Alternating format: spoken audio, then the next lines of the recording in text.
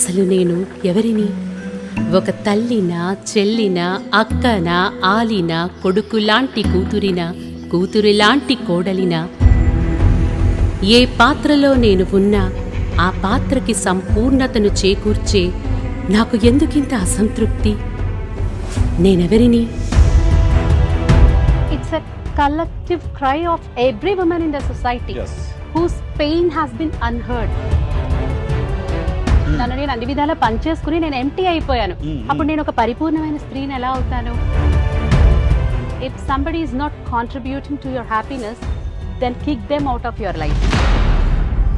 ఒక ప్రోగ్రామ్ లో బతుకుతుంటే జీవితం చాలా ఆనందంగా ఉంటుంది. ఎప్పుడైతే ఆ ప్రోగ్రామ్ ఇది ఎందుకు అనే క్వశ్చన్ వచ్చిందంటే, ఇప్పుడు ఎవరైనా కానీ నేను పిల్లలను కనను అంటే ఆమె రాక్షసులాగా చూస్తాను.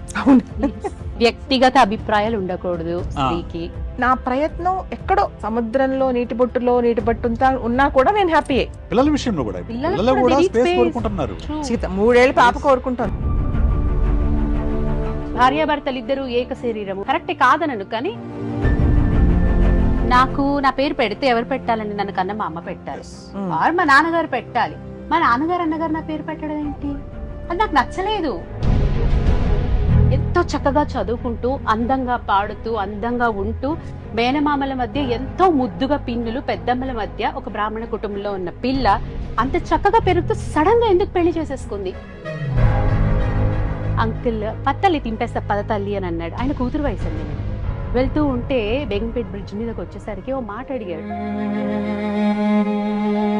మగ మృగాల కోరల నుంచి తప్పించడానికి నాన్న నాకు పెళ్లి చేశారు. 9 నెలల పాప ఏ బట్టలు వేసుకుందని ఆ అమ్మాయి మీద అత్యాచారం.